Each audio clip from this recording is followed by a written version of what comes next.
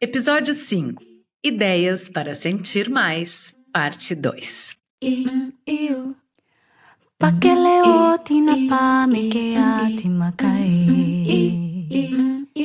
Olá, chegamos um pouquinho mais adiante nessa terceira temporada do Sem Vergonha, mais que nunca com a certeza de que sentir não é privilégio nem fraqueza, e sim tudo que mais faz sentido. Semana passada, na primeira parte desse episódio, a gente se despediu com uma provocação. E se sentir mais não fosse sobre escolher, mas sobre acolher? Porque muitas vezes a vida não pede controle, pede entrega. E sentir, no fim das contas, é aceitar o fluxo, deixar ele vibrante ou árido, leve ou pesado, o que abraça e o que desafia. Então, que tal atravessar as emoções sem rótulos, sem filtros, sem mapa, se permitindo simplesmente sentir? Foi esse o estalo que eu tive depois da minha epifania que eu contei no início da temporada. E nada por acaso após um retiro de yoga. No Ocidente, a gente se acostumou a separar razão e emoção, mente e corpo, verdade, mentira, bom e ruim. Mas num mundo em que tudo é tão impermanente, eu acredito, e foi isso que aprendi com a cultura oriental, que nosso foco deveria estar em outro lugar. Afinal, como seria sentir sem julgar, sem racionalizar e sem classificar as emoções entre boas e ruins? A ideia da não dualidade nos convida a sair desse jogo de opostos e apenas perceber. Isso pode ser muito útil para quem luta contra a ansiedade ou a tristeza. Ironicamente, quando a gente aceita um sentimento sem resistência, ele pode perder a força.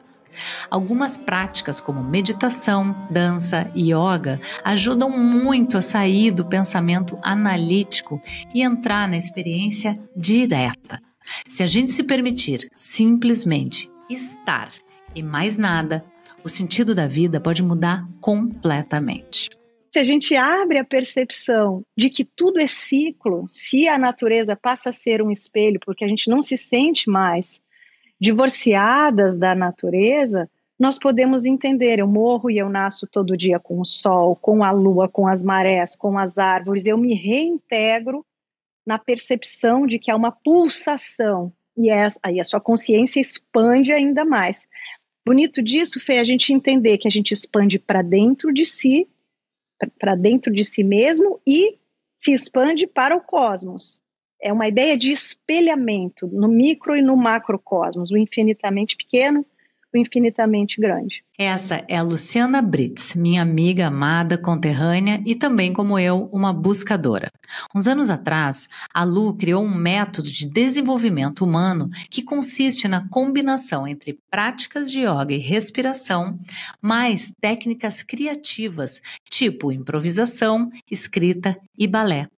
Assim nasceu o método DOM, que tem tudo a ver com essa perspectiva de não dualidade que a gente está propondo aqui.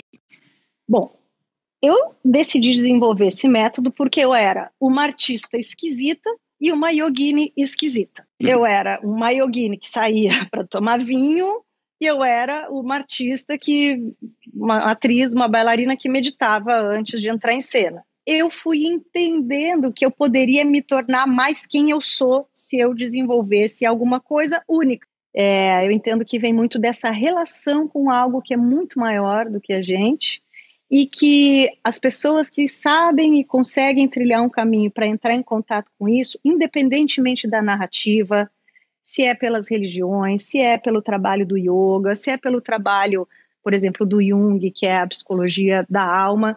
Eu vou pegar emprestado uma frase maravilhosa da Viviane Mosé, essa filósofa, psicanalista, essa musa, poeta que a gente ama. Ela falou: no yoga eu me acho, na dança eu me perco.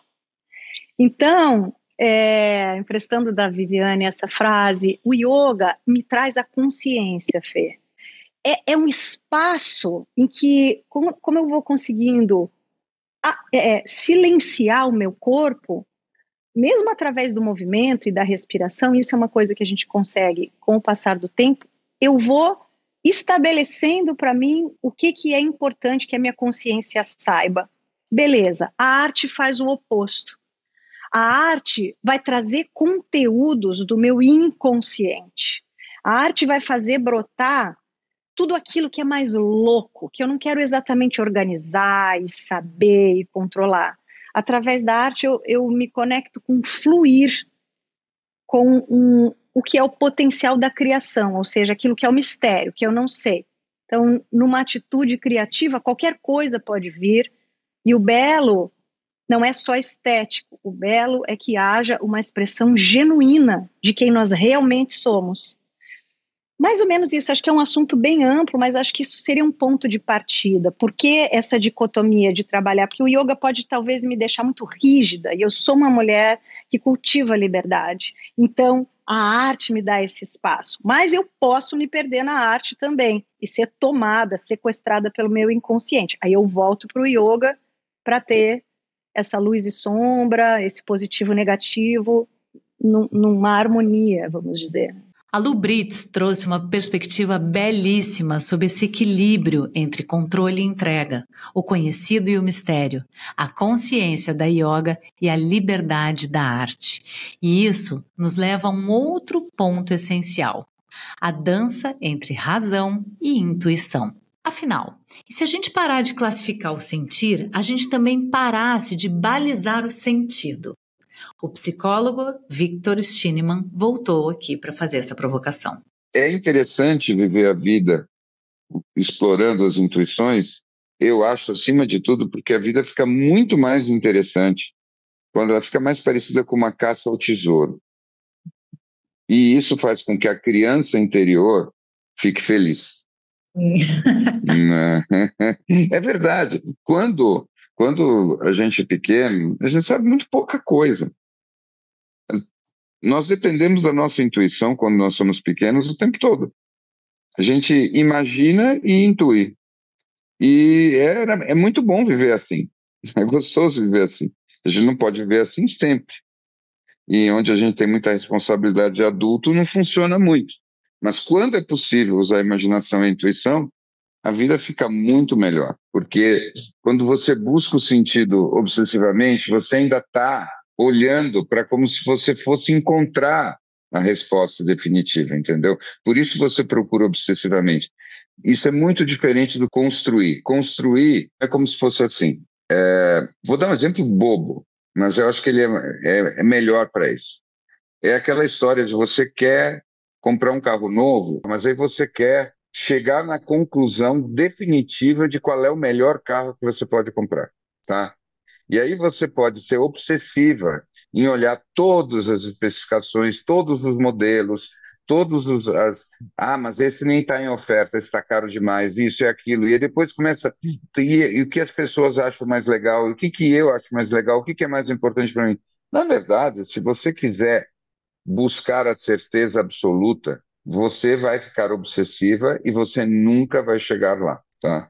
O que você precisa fazer para você poder ser efetiva, ativa, tomar uma decisão e não detonar a tua saúde mental com a decisão que você toma, é ser capaz de bancar uma decisão provisória.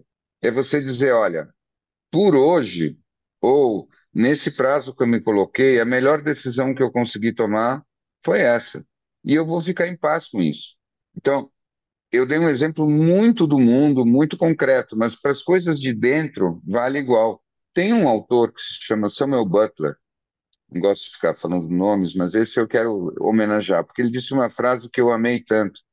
Ele disse o seguinte uma vez, ele disse que a vida é a arte de você tomar decisões suficientes a partir de dados insuficientes, né? E eu acho isso maravilhoso, porque esse é o caminho da saúde. O que o Victor traz aqui é um insight poderosíssimo. Sentir é inevitável, mas a forma como a gente lida com o que se sente pode mudar completamente a experiência. Só que como o episódio de hoje é prático, eu te pergunto, Vitor, que técnica simples você sugeriria para nos ajudar a viver melhor nesse sentido? Algo que a gente possa aplicar no dia a dia para navegar melhor as emoções e construir uma relação mais saudável com nossas escolhas. Mais ou menos uma onda de emoção dura uns 90 segundos, tá? Então, veio a onda, por mais ou menos 90 segundos, você só tem que se segurar e deixar a onda vir. Dependendo do que você faz depois ou durante, vem outra onda. E aí vem outra onda. Então você pode ficar triste, com medo, por muito tempo. Não é por 90 segundos, você pode ficar por horas. Mas, na verdade, quando você vai olhar, é porque você tem repetidas ondas de 90 segundos, uma em cima da outra.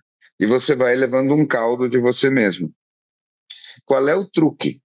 O truque é, o que faz a onda voltar depois da primeira onda é a tua mente. É o que você pensa. Então, é como se fosse o seguinte, vem a onda de medo, bem grande. Aí vocês, tô com medo, tô ferrada. Esse pensamento já garante que vem uma segunda onda de 90 segundos. Tá aí um lembrete da maior importância.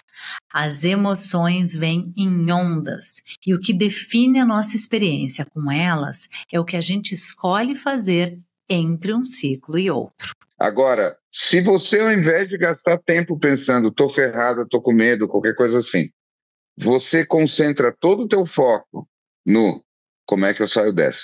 E você, ao invés de ficar pensando coisas que reforçam a tua emoção, você pensa em coisas diferentes que te tiram da emoção, a emoção dura muito menos, seja ela qual for. Então, de novo, outra coisa que tem a ver com o autoconhecimento, isso é um treino, tá? É uma coisa que você treina. Você tem que sempre olhar para onde está a saída. A gente não resolve um problema olhando para ele, a gente resolve um problema olhando para a saída dele. Como o Vitor contou, essa fluidez que acontece na mente e também no corpo precisa de treino. Sentir mais, afinal, não é um conceito abstrato, é uma prática. E poucas pessoas sabem disso tão bem quanto o educador físico e coreógrafo Evaldo Bertazzo. Do alto dos seus 76 anos e uma trajetória de professor de dança e reeducador do movimento, ele construiu vida e arte sobre essa ideia, que corpo, mente e espírito não são entidades separadas e que a forma como a gente se move pelo mundo impacta diretamente no jeito como a gente se sente nele. Você me pergunta sobre a consciência corporal. É muito móvel o que nós entendemos, não é definitivo. Tem perdas e ganhos a vida toda. E esse é o caminho da saúde, né? É muito interessante isso, porque eu vou criando consciência à medida que também eu percebo os meus atos frágeis, falhos, incorretos. Demora. Temos que passar pelos erros e acertos e entender essas diferentes fases da vida até chegar num envelhecimento mais sereno, mais calmo. Não é fácil, né? Eu tô nessa. O Evaldo defende que a busca por presença e equilíbrio não precisa ser abstrata. Pode e deve ser incorporada ao dia a dia nas pequenas coisas. E há um tempo eu aprendi com ele ajustes simples que podem fazer toda a diferença na rotina. Fica a dica: transforme o banho em um ritual de ativação. Eu diria que a prática mais importante num cotidiano para a gente ter um pouco mais de relação interna com o nosso corpo é a hora do banho aprender a se esfregar. Se esfregar não com o sabonete, ter uma escova onde você tenha um banco na ducha, que se apoie um pé sobre o banco, esfrega a perna, a coxa, a bunda, mexe na sua gordura de celulite, porque comemos nem sempre harmoniosamente, corretamente.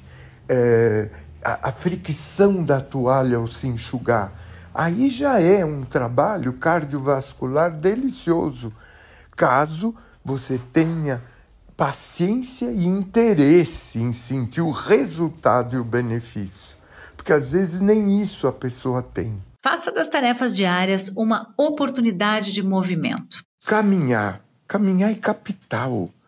Caminhar, andar. Se não gosta de andar, sai com os amigos, porque aí você vai batendo papo.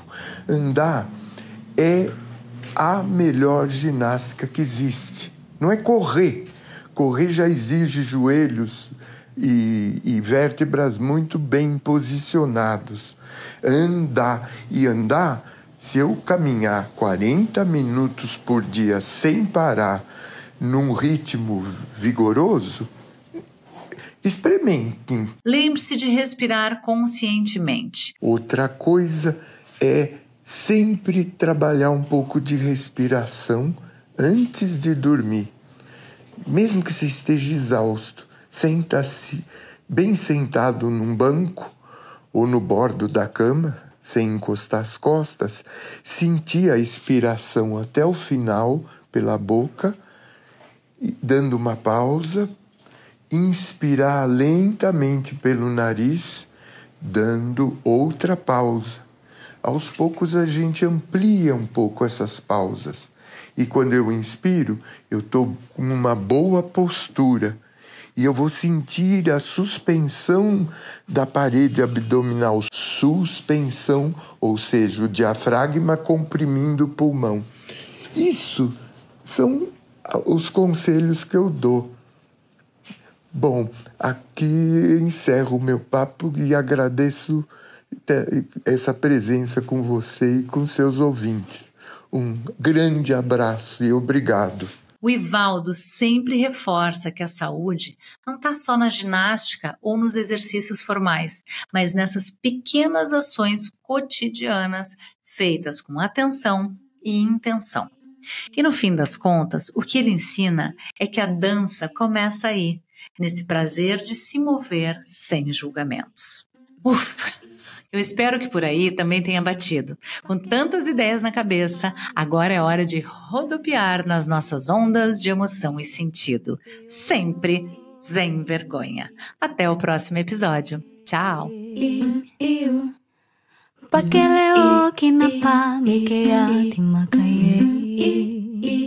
O Sem Vergonha é um podcast dividido em curtas temporadas. E em cada uma delas a gente vai tratar de um tema contemporâneo diferente.